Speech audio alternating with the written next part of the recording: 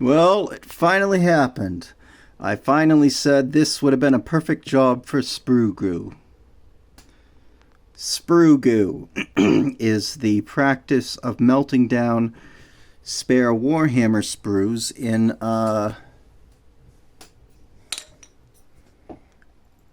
this glue. This glue, which is acetone and some sort of ethyl acetate.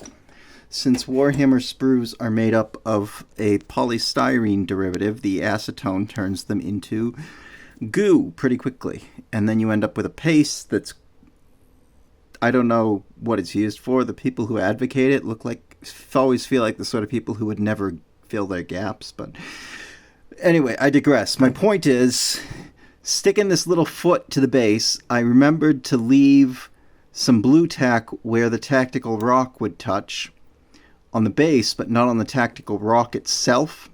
So I had to scrape the paint off the rock, and then I could get them on the base. But having something with some volume, like sprue goo, I could have squeezed in there, probably would have made the whole thing go a little bit smoother.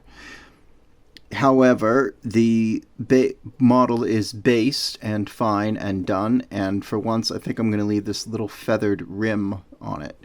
The stones on the base are just normal tile grout, distressed with a horsehair brush. And then the whole base was dry brushed with an off-white, and then the stones and the tactical rock were painted with Mechanis Standard Gray, and then I used a blue one-coat paint to highlight the rims, blah, blah, blah, blah, blah. That's not fun. That's not cool. So the guy himself, this is the Chaos Dwarf miniature of the month, representing, I don't know which clan. I did one paint job and then got fed up with it and restarted by priming him with black. And after he was primed with black, I tried to do a sort of under zenithal with the paint, with this stuff, which I just found randomly, and it's Molotov's Molotov is the logo, the M there.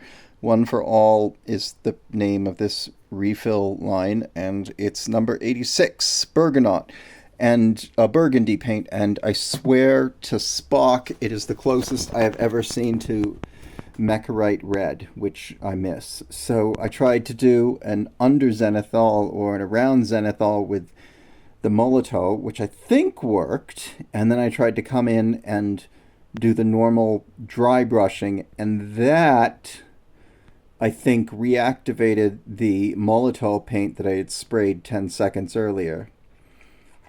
And that's why the armor looks sort of purpley white. I'm not, sort of lavender. I am not happy about that. That big purple belt, though, is just another one coat, as is the blue and the red. The green areas are,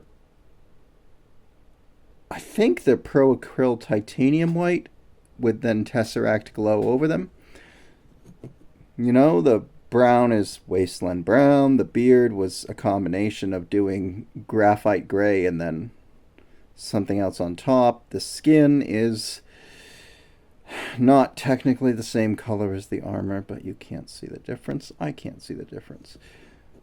And I gave in to the compulsion to use turquoise on the shoulder pads and the shield. Unfortunately, it looks like I didn't mix the turquoise quite enough. It's got that dried syrup look, and this camera is picking up that little mistake in the shoulder blade where the trim got onto the main plate, which I couldn't see before now. I like him. I don't know if I do a whole army of like him. With these guys, I think I certainly hate how hard it is to get to their skin. I really don't like that. I really don't like that at all. I want the skin to be more accessible and more obvious. Overall, I had a good time painting him. I've learned something not to do. Let that shit dry. And I've learned I don't actually love this basing style. So I'm probably not going to keep doing it.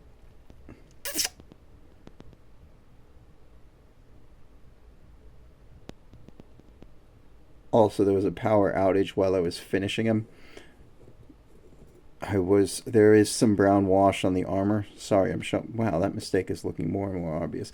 Anyway, there's some brown wash on the armor, on the copper, to try and make it a little bit more distinctive and look less like a teeny toy soldier painted plastic, and more like a scaled down version thing.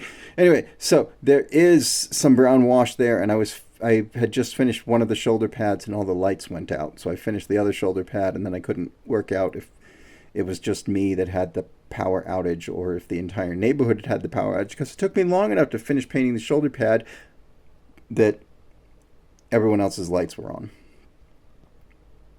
Oh, and my 3D printer might have been able to resume the print, but when I went to check on it after the power outage, I realized it had Z shifted, or Y shifted.